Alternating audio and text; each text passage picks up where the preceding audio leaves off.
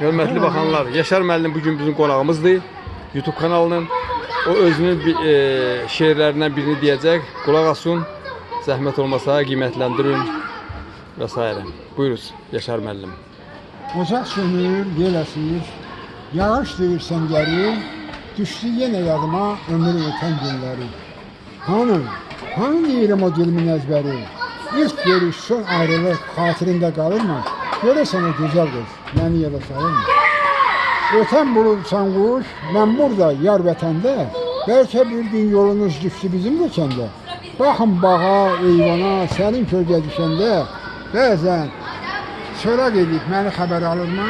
Görəsən o gözəl qız, məni yola salırmı? Yan, ton qalım, türsüləm, könlüm təkkən elcə, bir kəlmə söz yazmağa mən üssüz yarışancaq. Bəlkə indi biləydim, niyə eləyir mənsiz ancaq? Bəzən soraq edib məni xəbər alırmı? Görəsən o gözəl qız, məni yola salırmı? Doğrudur, bilmək olmaz könülləri uzaqdan. Hər gün yer vurur salır yarpaqları budaqdan. Mənsiz su doldurarkən hərdən üzü bulaqdan. Bəzən soraq edib məni xəbər alırmı? Görəsən o gözəl qız, məni yola salırmı? Çox sağ ol Yaşar müəllim. Çox gözəl şeirdir. Bəyənilsin. Çox sağ olun. Hamınıza can sağlığı. Hörmətli baxanlar. Çox sağ olun.